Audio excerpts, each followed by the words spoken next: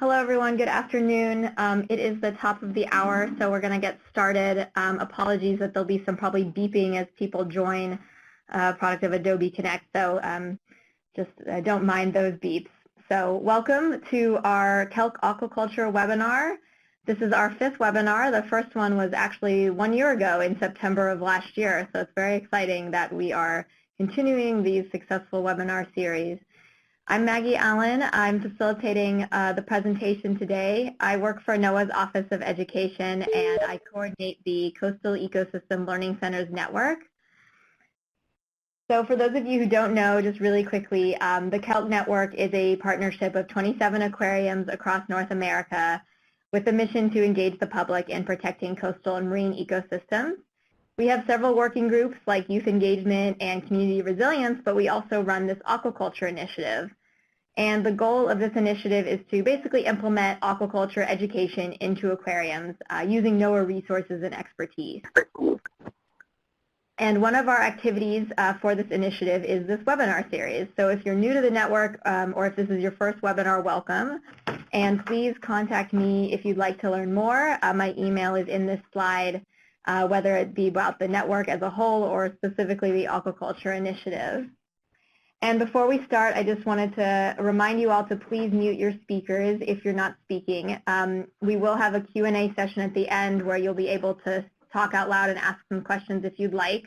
But in the meantime, if you do have questions during the presentation, just please put your questions or comments in the chat box and we will get to them. All right. Yes. All right, and with that, let's get to our presentation. So we're really happy to have Paul Dobbins with us today on this Tuesday right after Labor Day. Paul will be presenting on seaweed and shellfish aquaculture in the United States. Paul's the lead specialist for seaweed and bivalves for the World Wildlife Fund, where he provides leadership and finance expertise on how seaweed and shellfish aquaculture can sequester carbon and reduce greenhouse gas emissions. Before joining the World Wildlife Fund, Paul spent a decade as a shellfish farmer, and he led the development of the country's first open ocean commercial kelp farms. Paul serves on numerous advisory boards, which you can read here in his bio, and he has degrees in business administration from both Colby College and the University of Minnesota. So with that, thank you, Paul, so much for joining us today, and welcome. And I'm going to stop sharing my screen so you can share yours. And once I do that, just feel free to get started. All right, you should be able to share your screen now. Awesome. And can't hear you if you're speaking. Okay. Can you hear me now, Maggie? Yes, we can hear you. Okay. Thank you very much.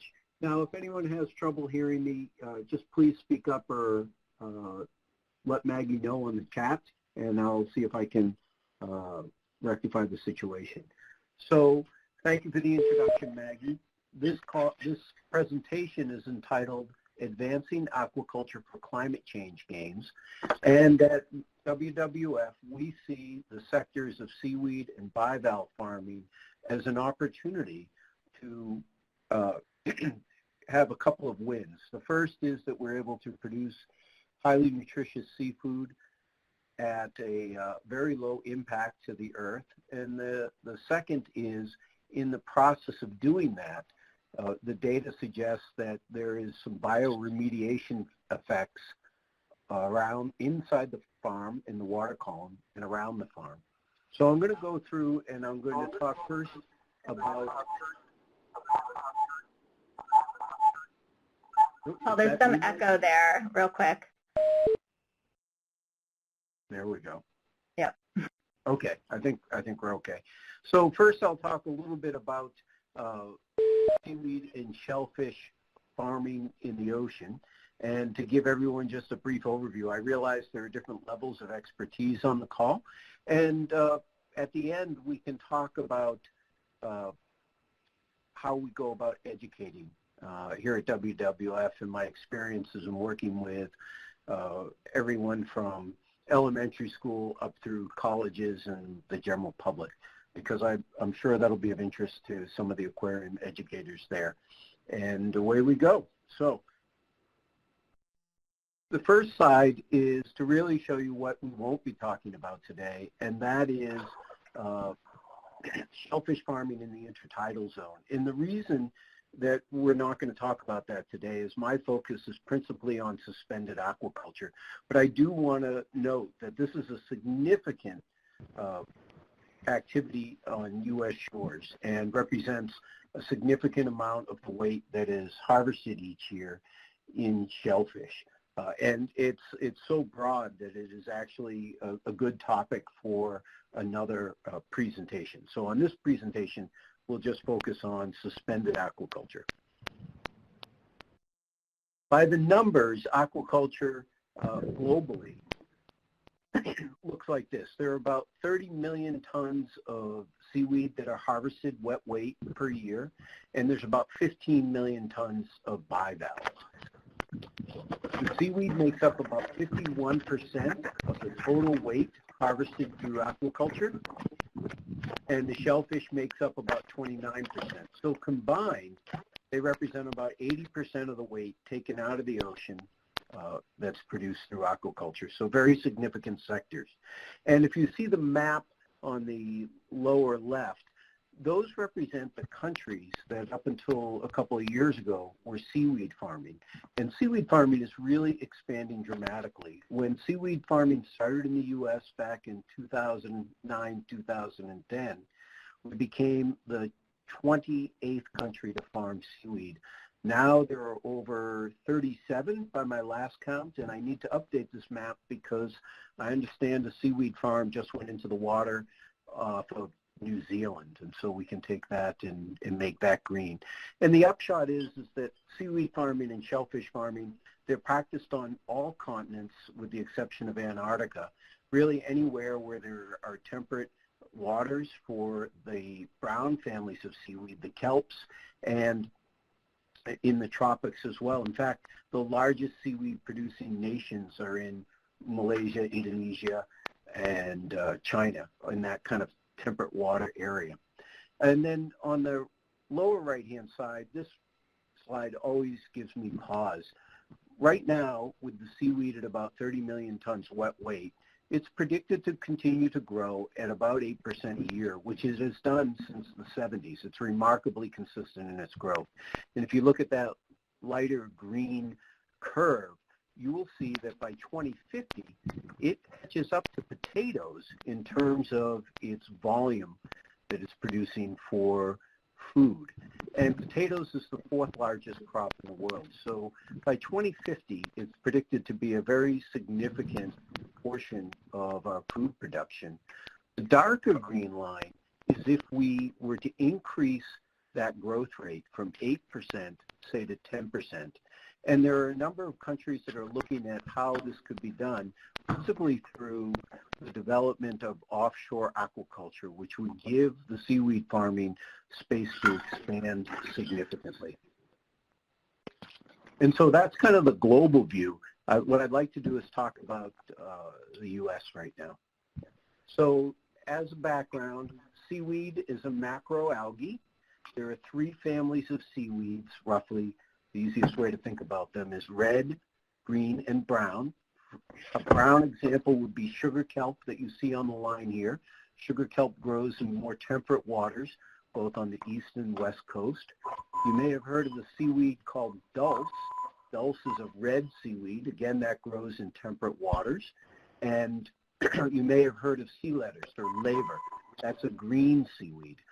Of the seaweeds, there are about 10,000 species in those three families that are named, and their researchers estimate that there are about 5,000 species that are out there that just haven't been named yet. And in fact, the predominant farm species in the state of Maine, where I'm from, is a species that didn't have a Latin name up until about 3 years ago. So there's still a significant amount to learn about macroalgae in our waters and globally. It produces 3 to 33 tons dry weight per acre. This is better than what you would typically get out of an acre of a potato field. And it does so without using any of that arable land, freshwater fertilizers, or pesticides. Of the 10,000 or so named species now, about 40 to 43 are farmed. It depends on the year. and about half of that 30 million metric tons goes directly to food, and then the other half goes into livestock feed, extracts that are used in food processing, fuel in an emerging bioplastic technology industry, and then a small amount to nutraceuticals and cosmetics and pharma. This is what a seaweed farm typically would look like. So you have the orange mooring buoys that you see in the fore of your screen, and then if you look back towards the shore, you'll see more orange buoys, and the lines of white buoys you see are holding up long lines or backbones. So most seaweed farming in the U.S. right now is done on these backbones, and the farms all look remarkably similar. It's a very simple rig and a very easy rig to work. The backbones, depending on the region, will be anywhere from 7 to 10 feet in depth below the surface, which is the place where the seaweed tends to grow best. Now, the other added benefit of this is most boats can pass right over this. In fact, in this bay where this seaweed farm is, the deepest draft boat is 7 feet, and the owner is well aware that they shouldn't pass over this. But even our ferries can pass through this seaweed farm, and they can get hung up on it. This is what the seaweed farm looks like from the side. We have mooring buoys on the left and the right. Top line, you see below that 1,050 feet, that's the water line. And the backbone or the long line sits 7 feet below and is supported by those buoys. And if you look down in the lower right, you can see what the diagram would look like if you were up in the sky looking down. In fact, it looks remarkably similar to a terrestrial farm when you're up in the air, because you see rows just like you would in a terrestrial farm, and the seaweed really sticks out as brown biomass in those rows. Now I'll switch to bivalves. In bivalves, we're able to create a significant amount of animal food product and protein, again with no arable land, freshwater, fertilizers, or pesticides. And it's between 13.5 to 40 tons per acre in terms of production, so very efficient. And that yields anywhere from 6.75 to 20 tons of protein/animal product per acre. And that's very species and farming method specific. So unlike seaweed in the U.S., which is principally farmed on that rig that I showed you before, which is the long line suspended by buoys, there are a number of ways to farm in suspension for shellfish. So the first method, and the oldest method in the U.S. for suspended farming, is raft suspended mussel farming. These rafts are called Kane's rafts. They were developed in, sorry about that, I'm getting a call coming in, I apologize. You may hear my phone beeping. But these rafts were developed in Scotland. They're called Kane's rafts, and they're 40 feet by 40 feet, and each raft has droppers, about 400 of them, that go down about another 40 feet. And on a good year, a raft can generate anywhere from 70 to 100,000 pounds of mussels. The nets that you see going around the raft, and I'll show you what the rafts look like from the side. You can see the hand drawing here by Matt Moretti. He owns Bangs Mussels up in Maine. Those nets are designed to keep predators out, principally eider ducks. And so they're not designed as nets to catch things, but really to keep the eider ducks out. And ideally, those nets would have about a 2.5-inch mesh. There's been a number of papers out there showing different mesh sizes to be most effective, but at least in the Northeast, they found that about a 2.5-inch mesh is most effective. The next method of farming, this is for suspended oyster farming, is using the floating cage system. And these are typically done in fairly shallow and protected waters. And you can see that the cages are floating halfway up. What they'll do is they'll take those cages, which are filled with the oysters, and they will take them and they will flip them over periodically, and that cuts down on the biofouling in the cages and allows for good water flow through them. And so a lot of what you see happening out on an oyster farm is the maintenance of those cages and flipping them over. And this method of farming is used both on the East Coast and the West Coast. And there also is an opportunity to move oyster farming into more of a longline farm with suspended cages, and that is being experimented with, at least I know of in the Northeast, and it's a principal way of farming in Korea.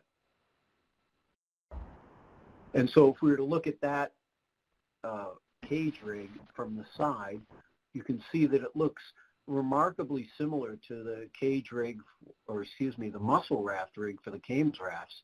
It's just that those raft-like looking devices are actually those small cages that are holding the mussels. And if you were to look at it from above, again, it looks very similar to a seaweed farm. So there's not a lot of variability in terms of the structure or the amount of water column that it is taking up. The newest farming that's occurring in the U.S. is longline scallop farming. This has been practiced for decades in Asia and has recently come to the U.S. Through grants from NOAA, and is being practiced up in the Northeast where they're experimenting with the Japanese equipment and the Japanese approach to farming. And they've had 2 commercial harvests so far. So the scallops have been in the water for, they're usually in the water for a couple of years to 2.5 years, and they will do their 3rd commercial harvest starting in 2020. And these long lines look very similar to what you would see for a seaweed farm on their vertical droppers, which are those lines shading to the right of the long line. There's also a means of growing them called lantern nets, and these nets hang from the long line and are similar to what you would see in an Asian scallop farm or an Asian oyster farm. Hey, Paul, just really quickly, sorry to interrupt. You sound okay sometimes, but at other times you have a lot of like feedback and kind of poor sound quality. I'm not sure why, but I just wanted to let you know if there's something you can do.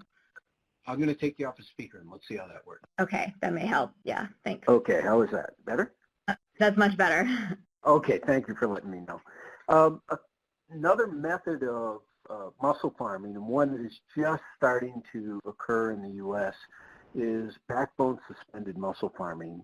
This is the method of mussel farming in Asia and down in New Zealand, where this picture was taken. New Zealand produces about 150 million pounds of mussels using this methodology. And those floats you see are suspending a backbone that you can just make out. There's a long line going and attached to either side of those floats. And attached to those long lines is the actual mussel line that is put in loops. And another way that's just emerging now, this is over in Sweden, is instead of using the individual floats, they're using the polar ring material as a means for floating that backbone. And you can see about every 2 or 3 feet, there's some line going around that polar ring material. They're horizontal on the water. And that line is a sacrificial line that's actually holding the mussel line that is going up and down and has the mussels growing on it. The advantage to this system here is that they're able to use less in the way of predator nets. That's Pierre Pearson, and he's holding one of his nets to keep ducks out. The ducks won't fly into the middle of his farm because they don't like the narrow confines of those polar rings floating on top. He's tried the method that they used in New Zealand, and the ducks would fly right in, but he's found using this method that the ducks are staying away. And this may have some applicability here in the U.S. because we have a problem with eider ducks as well. And this may be a way to introduce longline farming for mussel farms and move away from the Cames rafts, which would be financially a better opportunity for mussel farmers because those Cames rafts are very expensive. And so the expansion of aquaculture right now, and again, we're not talking about the tidal aquaculture with the shellfish, is happening principally along the New England coast and in Alaska for seaweed and shellfish. In fact, Alaska has quite a few seaweed farms now, and their acreage is probably up into the 400 to 500 acres of seaweed farms this year, and they have a significant amount in the application pipeline. In New England, we have about 125 to 130 farms. The majority are very small farms, as farmers are experimenting and learning how to go about farming seaweed. But the number is growing each year. I think for larger size farms right now in New England, there are about 26 to 28 applications in to expand. And I think in Alaska right now, the last time I looked, there were, I think, 17 applications awaiting to expand into seaweed farming there as well. We're also seeing an increase in mussel farming, oyster farming, and scallop farming in New England, and in the Alaska region, we're starting to see an increase in mussel farming and some oyster farming. So these are the two areas where we're seeing the fastest expansion right now, or at least from an application standpoint, an expansion of the industry. One of the things that's holding back some of the expansion in the industry is social license. There are a lot of concerns about existing use conflicts, so finding space in the ocean where the fishermen aren't earning their living, and also finding space where you're not going to get significant pushback from riparian landowners. So riparian landowner is a landowner that owns down to the shore and may have, depending on the state statutes, the ability to intervene and voice their opinion that the seaweed or shellfish farm should not be put in front of their house. And so throughout, no matter where I go in the country, and in fact this happens around the world, when leases applications are put in, there sometimes can be a significant amount of conflict brought about by either some existing use challenges or riparian landowners that are concerned about their view or noise or light or other concerns that they may have. So there also is opportunity with that. So in almost everywhere that I travel, I'm seeing a shift from fishermen and fishing families moving over to aquaculture as a means to diversify their revenue. And they're doing so because they're seeing some of their traditional fisheries go away.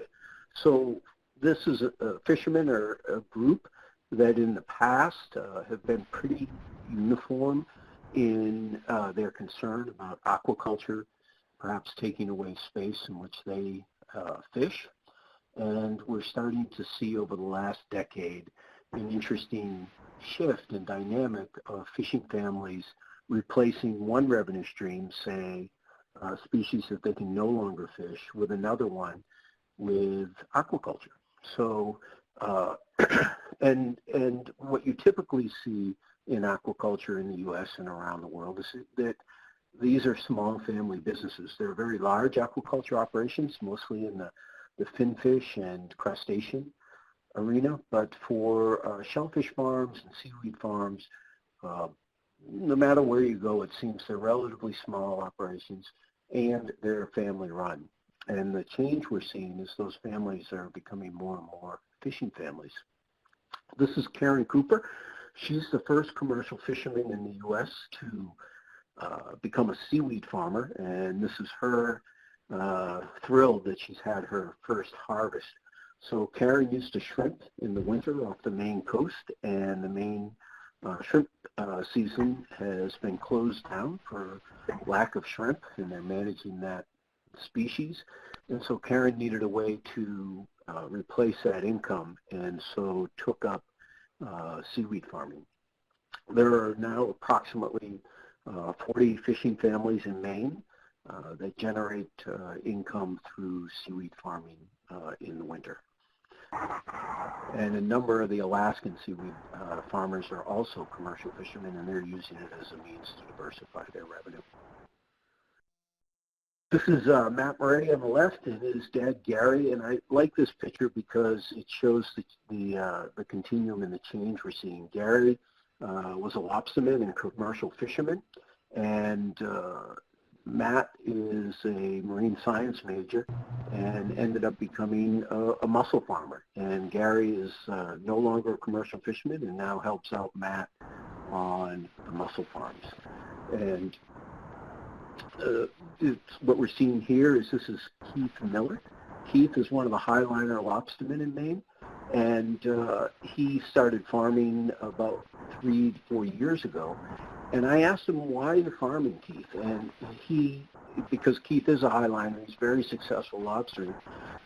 He said, I'm farming for my grandchildren because I'm concerned about if they'll have an opportunity to work on the water, and I see the positive benefits of farming relative to wild harvest.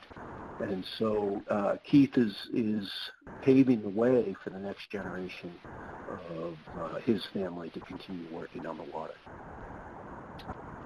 And so I'm going to segue now into ecosystem benefits and some of the challenges. So one of the challenges to aquaculture is social license, and then there are some other challenges that happen in the ecosystem. But first I'll talk about the benefits. And I love this picture. This comes off of a seaweed farm off the coast of Norway, where they grow sugar kelp, which is grown in the northeast and in northwestern and Alaska part of our country. And you can see the schools of fish underneath, and we see that in a lot of these farms that are traditionally put in empty water columns that are not fished. And as soon as the farms go in, they start to attract a number of different species. They're either looking for shelter, or they're looking for the food that is raining down underneath these farms. So the ecosystem services that are provided by seaweed are very similar to a green plant. It's a macroalgae, and most seaweeds in their adult form generate energy through photosynthesis. So they're absorbing CO2, phosphorus, and nitrogen, 3 things we have too much of in our bays, and they're giving off oxygen. And they're also, at the same time that they're producing a nutritious food product, they're creating structure and habitat for other marine life. And we know this not only from the textbooks, but the data that's starting to be collected off of the seaweed farms shows that not only is the water column improved within the seaweed farm, but there's a significant halo around seaweed farms in which the pH is more appropriate. And we don't have the excess nitrogen and the excess phosphorus. There's a number of papers that are going to be published over the next couple of years that will detail that data, and it's pretty exciting to see exactly how broad this halo effect is in the water. The ecosystem services of bivalves, they, depending on the species and the region, will filter anywhere from 13 to 50 gallons of seawater per day, and they're creating animal protein with minimal inputs. And if you were to recall back to those Cairns rafts, they're 40 feet by 40 feet, and the lines go down anywhere from 40 to 50 feet. And in the middle of the summer, and the water is the highest turbidity of the water, you can stand in the middle of one of those rafts and see down almost 25 feet. And it's because those millions of bivalves are filtering every day. Now, some of the ecosystem challenges we have, and the most significant one is the risk of marine mammal entanglement or other protected species. And these are low probability right now, but very high impact events when they occur. And this is a picture of a northern Pacific right whale that got entangled in a spat farm for mussels. So spat is the juvenile form of mussels. And these farms are put out there specifically to catch the larvae as they move through the water column. There have been, to the best of our knowledge, 17 reported whale entanglements globally since reporting started. And 5 of them are purported to have happened in a spat farm. So there's something about mussel spat farms, either in their positioning or the way that the rigs are designed, that are capturing these whales. To put it in perspective, though, Scott Lindell from Woods Hole and I did a back-of-the-envelope calculation, and we estimate that there are about 800,000 miles of seaweed and shellfish line in the water, and that line has been in there when we go back through the records of about 40 years, and we've had 17 of these entanglements. So right now, it seems very high impact, however low probability. Our challenge going forward is to ensure that that low probability stays absolutely as low as possible so that we don't have those high impact events of a whale getting tangled up into a farm, or a turtle, or a seal, or birds. They're all susceptible to entanglement. Fortunately, this whale was freed and swam away. They do not know if the whale survived, but it did swim away under its own power. And it's incumbent upon the industry to develop processes and materials and farm designs and responses that will absolutely lower this probability as much as possible. And so I see that as one of our great challenges as an industry. Best practices, lessons learned for seaweed farms in the U.S. And globally, there have been no reported entanglements. So we've been farming seaweed in the U.S. for 11 years, and no one has reported an entanglement to date. And I went and did a significant amount of study to try and determine if there were any entanglements that were reported globally, and so far we have not been able to find any. The entanglements that we have found have occurred in shellfish farms and finfish farms. However, from those farms, we've learned some good lessons, and one is that all the long lines must be kept under tension, and that any vertical lines need to be kept under tension or covered with a stiff material so that it minimizes the opportunity for them to entangle around either a fin, a flipper, or a wing. In mussel farming, so far the biggest challenge for protected species is around eider ducks. Eider ducks love to eat farmed mussels because the meat-to-shell ratio is so high. And so that's why these predator nets are used around Kames rafts, and those are to keep the ducks out. Now, there are very few reported eider duck entanglements that I have seen in the literature, but I do know that it happens. And typically it happens because the nets are not maintained properly. So again, best practices for all of this is to make sure that you're keeping your nets in good repair, that you're using a small mesh. And farmers have found that they can discourage the ducks through sounds such as submerging a speaker that at dawn and dusk will play the sound of their boat engines. Light, the eider ducks don't like light, particularly green, and human presence. So the best discouragement for the ducks and to keep them from entangling is to just have humans out on the farm. And perhaps that may be a drone in the future. So farmers are looking at that as a technological opportunity to reduce the amount of labor it takes to farm. And then I'm going to leave the formal presentation with this. We tend to think of seaweed as being something that humans eat. If they go out to a restaurant, they may have a seaweed salad. But we think a significant opportunity for climate change gain is to have livestock, particularly ruminants, eat more seaweed. So this is a picture down in Tasmania, and the ranchers in Tasmania, like many farmers and ranchers around the world in coastal communities, will drive their cattle down onto the shore at low tide so that the cattle can eat the seaweed. And they're getting nutrients that they would otherwise not get in their forage because the soil no longer contains those nutrients.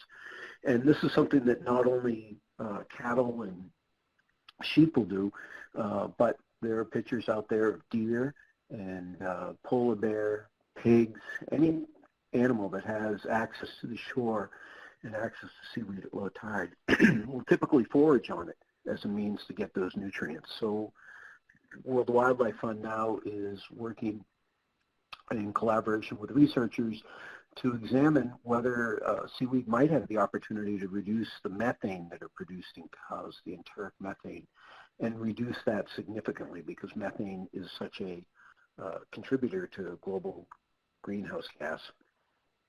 And so this would really be a win if we could have seaweed farmers produce seaweed to provide to terrestrial farmers and their cattle and ruminants. It would improve the water column in which the seaweed is grown. It would reduce the methane that the cattle is producing and the reliance on arable land to produce feed for the cattle.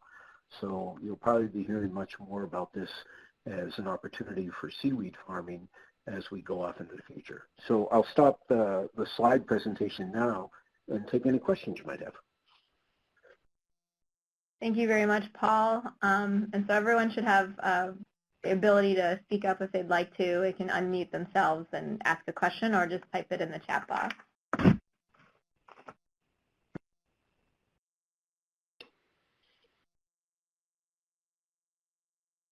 And Maggie, you'll have to help me because I can't see the chat box.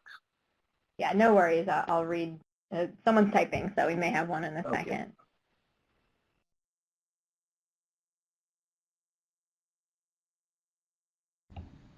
Yeah, David Berg asked, what is the largest market for sugar kelp in the U.S.?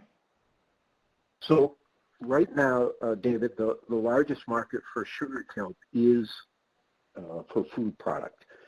So the sugar kelp harvest in the U.S. last year was probably a little over 1 million pounds, and a significant amount of that went to direct-to-consumer food products. There is an opportunity for sugar kelp to produce biofuel far into the future. It's going to take some development of these large off-scale farms. And in fact, the Department of Energy, through their Mariner program, has invested about $45 million in determining the technologies that are going to be needed to scale those farms so that sugar kelp can be used to produce ethanol or other biofuels. And we know this can happen. I was very fortunate early on in our seaweed farming career to be able to run our engines off of fuel made with the sugar kelp. But for now, it is principally in the U.S., direct-to-consumer food product. In the Faroe Islands, almost 100% of their harvest goes to being fermented and sold to Poland for pig feed because it helps with the digestion in the swine. And so the farmers are feeding their pigs fermented sugar kelp from the Faroes.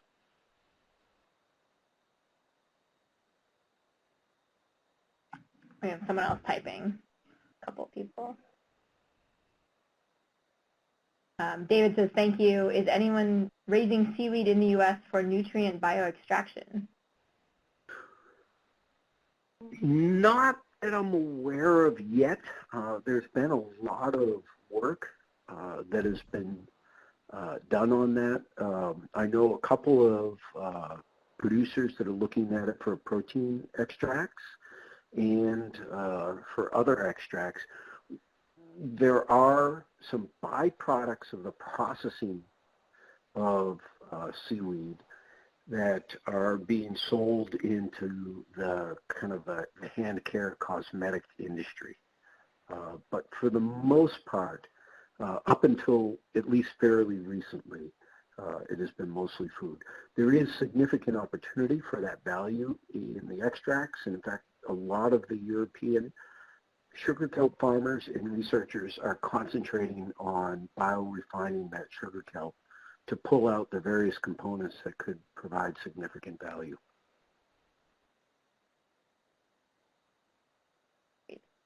Meg Chadsey asks, how is seaweed cultivation integrated into the various shellfish cultivation models you described?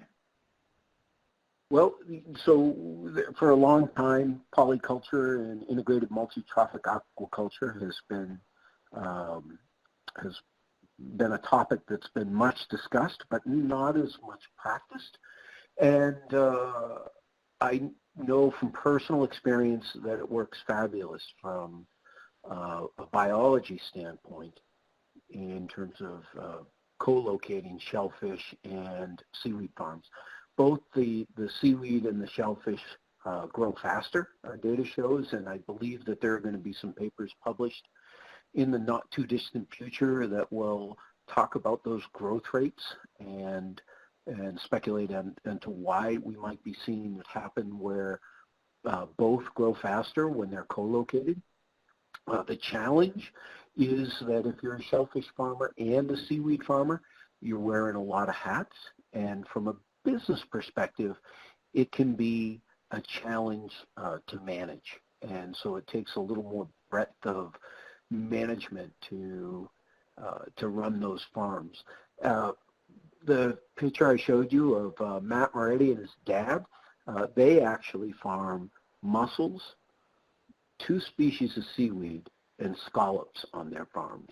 So they are really working hard, and literally it seems around the clock to make all that happen. But they believe in the benefits of the biology, and they're learning how to manage that multi-species set of farms. We have a couple questions now. Kevin Madley wants to know, does the World Wildlife Fund have any programs examining co-location of wind power and seaweed or shellfish farming industries? Kevin, that's a great question, because that can be a significant win. So we're looking at that. We don't have any specific program right now, but there has been a lot of research that's been done, particularly in the North Sea. Bella Buck up there has been looking at this for a long time, since before we started seaweed farming. And we've always thought that it can really be a win-win, because typically in those wind farms, you're restricted in terms of navigation to begin with. And so you have a lot of empty water between those wind farms that's not being fished and it's not being traversed. And so there is an opportunity to co-locate and get some significant benefit while reducing for the environment, both from the halo effect of an improved water column, plus you're producing energy in that space with a smaller footprint than, say, putting the seaweed farm outside of the wind farm. So we would like to see that happen. We know that Statoil, which was the old name for the state Norwegian oil company, was very interested in this for a while. Their interest is tapered off as they have had a change of CEO, but there are other companies that are looking at it as well. And I'd love to see it happen in the future. I think it's a tremendous opportunity for us. And then Meg asks again, can seaweed be co-cultivated with can seaweed co-cultivated with mussels protect the shellfish from predation, i.e. serve as a substitute for the mesh netting? So that, I'm waiting, Meg, and maybe you can be the first person to try it. We've had a lot of folks think about that, but no one brave enough to try it yet. Those ducks can do significant damage. We lost 100,000 pounds of mussels in 5 days when we had some nets there in a storm and couldn't get out there in time because of the rough weather. And so I think that may be an excellent research project. It might be hard to get a commercial farmer to try it, but it may work exceedingly well. Farmers have talked about it for a long time. We just got to figure out how to get some funding so that it can be done as a research product, so the farmer isn't literally putting their ranch at risk through that process. Paul, hi, this is Christos Mikalopoulos with No Education. First, thank you for a great presentation. Really enjoyed it, learned a lot. Also, thank you for taking on a very important issue, and that is the concern with protected species, with endangered species, especially right whales in the Northwest Atlantic. Given the fact that a lot of people care deeply about this species, and given that we have very few left in the planet, do you know if the farming community, both in the U.S. and in Canada, are taking this issue head on and working with you guys and other organizations to ensure that we work to go down to zero entanglements if at all possible? And I'm asking because I know this is a very important issue that is coloring a lot of people's perceptions and views of aquaculture in general.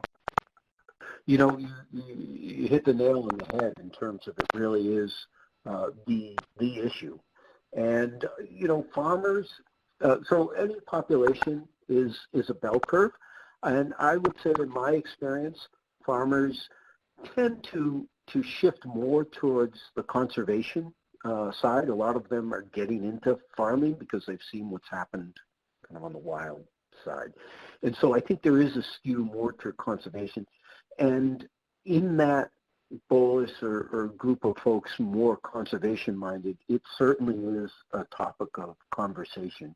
And a lot of conversation is around, is it rig? Is it sighting? What should we be focused on?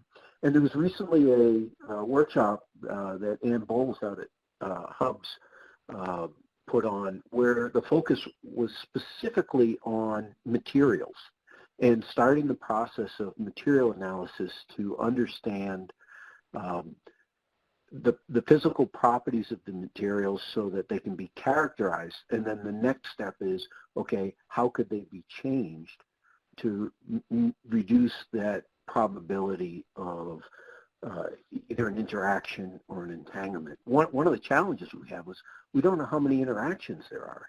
We don't know how many times a protected species may interact with a farm and either go around it or under it or through it, or, you know, there's a tremendous hole in our knowledge of how these species interact with the farms, particularly in the U.S. because we have so few farms and so little history, if you will.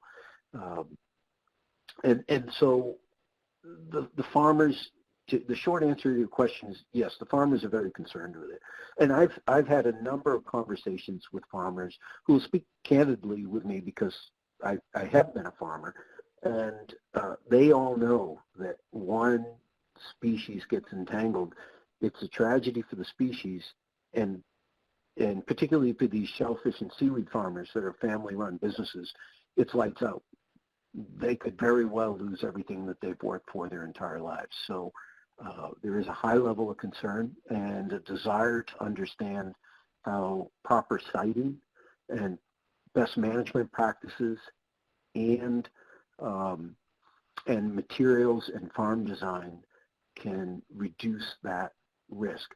The challenge through it all is it becomes a data-driven discussion can sometimes become an emotional discussion, and that's because we're lacking so much data. And so we're working with groups around the world, and I know NOAA has put a tremendous effort forward so far in holding workshops.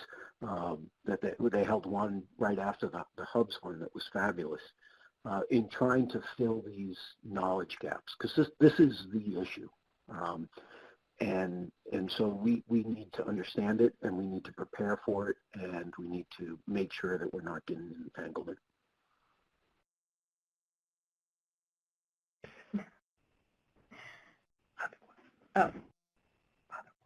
Oh, are there any other questions in the chat box or anyone else? We have a couple more questions.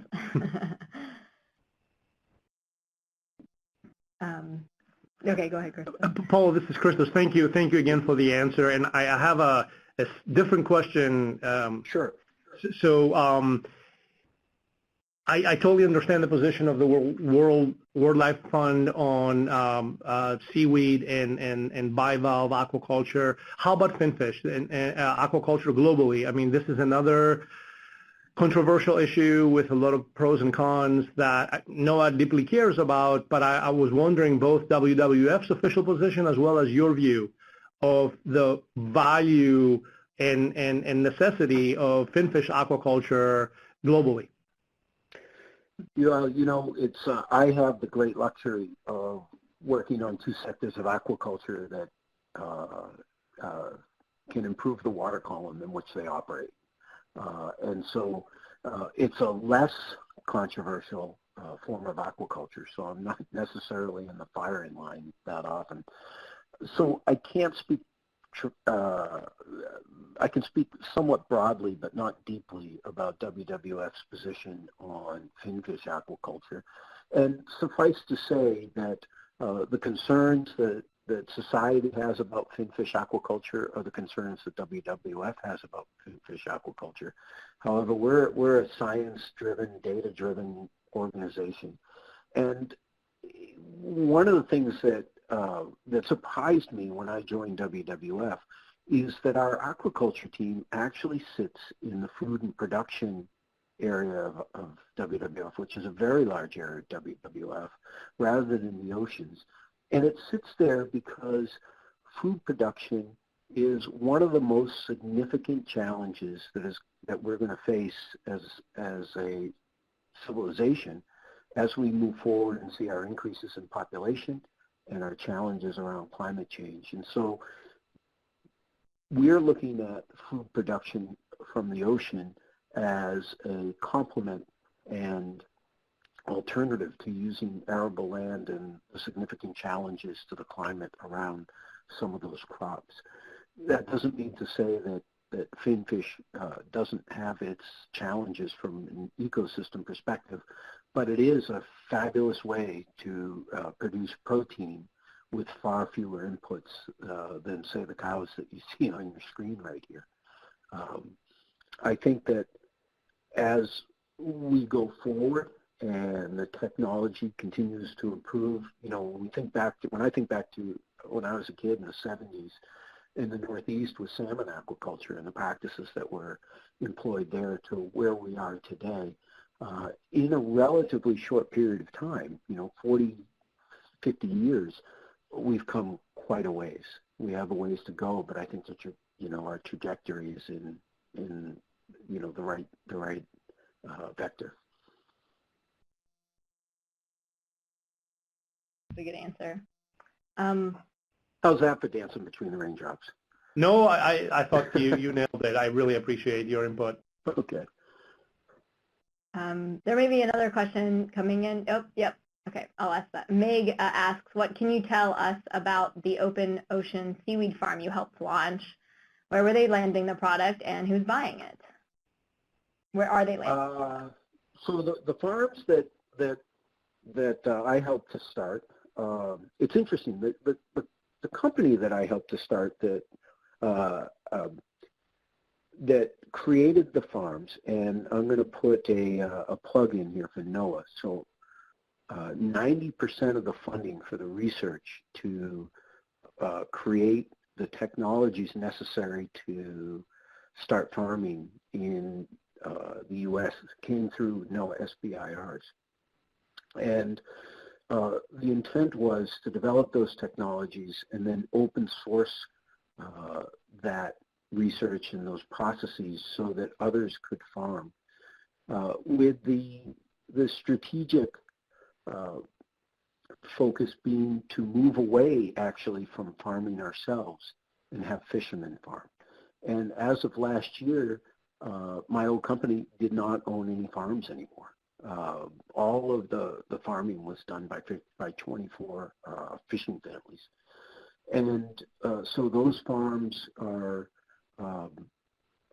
doing quite well. And I'm very impressed with how the farms are doing up in Alaska, taking some of the technologies that the fishermen have continued to improve in the Northeast and putting them to great use and improving greater still on those technologies in Alaska. So it's growing very well. We started out, our first farmed harvest, I think, was 300 pounds.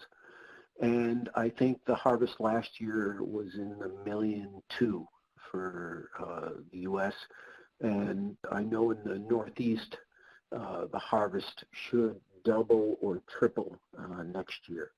So still small, still very small compared to the global 30 million metric tons, but advancing rapidly.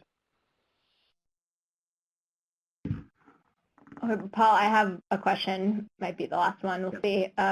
But so with your experience as both a farmer and now a representative of like the World Wildlife Fund, what are some common challenges you've seen talking to the public and wearing both those hats? You know, how have you kind of changed what you've talked about? And, you know, it's just interesting and unique to have someone who's both been a farmer and now works for an environmental NGO. So I'm just curious about like challenges and different experiences you've had as in those two different lives. Sure. So when I was a farmer, I've had people stand up and having worked on the ocean, I've heard a lot of obscenities, and I've had people string them together in colorful ways that I couldn't imagine when they're describing what I'm doing to the ocean. As a conservationist, I've had people stand up and again put together very strong worded sentences about what they felt I was doing to their livelihood. And so I want to get a T-shirt printed up that says "Ocean equals emotion." It's very strong. It's very visceral. I think the lessons I've learned through it all is that education, fact-based education, like real facts, right? Not political facts, but facts based in data that's been collected by scientists and researchers over time and vetted.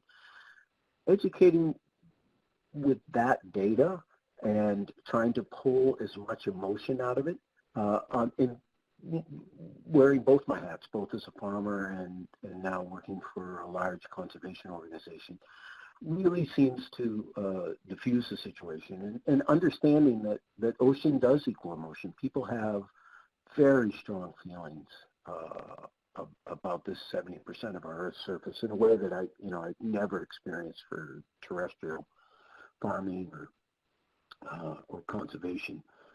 It's very, very deeply held beliefs, and that's hard to move. That's hard to move, but through education it does. And the thing that's been most successful for me is actually educating children, because the children, one, are more open to new ideas. They're not like us old adults that have kind of set in our ways. And two, children have an amazing ability to educate others. And this was really brought home to me during a lease hearing that we were having for a Seaweed Farm off of one of the islands in Maine. And we, through all of the lease hearings that I've attended, there had been a fisherman that had stood up and spoke very passionately about why he felt that farms should not be put in the ocean. And the last leasing hearing I went to, his first name is Jeff. Jeff didn't speak up, and afterwards we were having coffee and cookies, and people were sitting around, and I went up to him and I said, "Hey, Jeff, you know, it's 10 years running. You're right out in front advocating for no farms. You know, what changed here?" And he said, "Well, your company sponsored a science day in my daughter's middle school, and for 3 weeks afterwards he spoke of nothing else other than shellfish and seaweed farming, and there was just no way I could dampen that enthusiasm."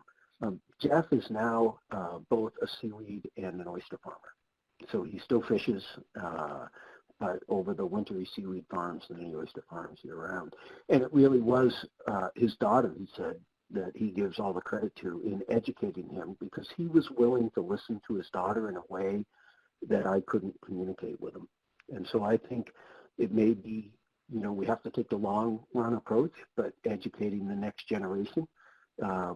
Not to say that we only talk about the good things with the next generation, but we also talk about our challenges around entanglement and perhaps oversubscription of a particular body of water or pushing out some existing use. And arm them with the data, but hopefully not only with that, but a curiosity to learn more about it and to educate others. Thank you, Paul. That's a really great way to end this presentation. I think you really validated what we do with science-based and fact-based education, and especially inspiring the youth. So that was a really great some great last statements there. All right. Well, thank you. And I'd like to just put out before I finish, anyone on the call, if you would like to visit a farm but don't have a connection, or perhaps for whatever reason feel that the farmer may not be open to it, please contact me directly, and I'll give you my email address. It's paul, Paul.Dobbins, Dobbins, at wwf.us.org. And I can help facilitate an introduction, and I'll tell you, any farmer would be thrilled to have someone come out on their farm. They're really proud of what they do, and they want to show others what they're doing. And so if you want that opportunity, let me know, and we can arrange and make that happen. That'd be awesome. Yeah, and I'll make sure to make sure that your email is also shared, and I'll send out a recording shortly to everyone who's on the call, or people who missed the call will also get a recording. And so please feel free to follow up with us or Paul if you have questions or comments or want to visit the farm. Sure. And if you have other environmental concerns or something comes up, feel free to contact me. I look at myself as a resource. WWF wants to be a resource in this field. And if we don't know the answer, or we think perhaps our answer could use some more research, why we can direct you usually to the person who really does have the answer. And there are a lot of folks around the globe that are willing to share their expertise. Thank you again, Paul. It was a really great presentation. And thanks everyone for joining us today. I hope you all have a great rest of your week, and we'll see you in a few months hopefully for our next webinar, and we'll let you know what that's going to be. All right. Thank you. Bye. All right, thanks again, Paul. Bye.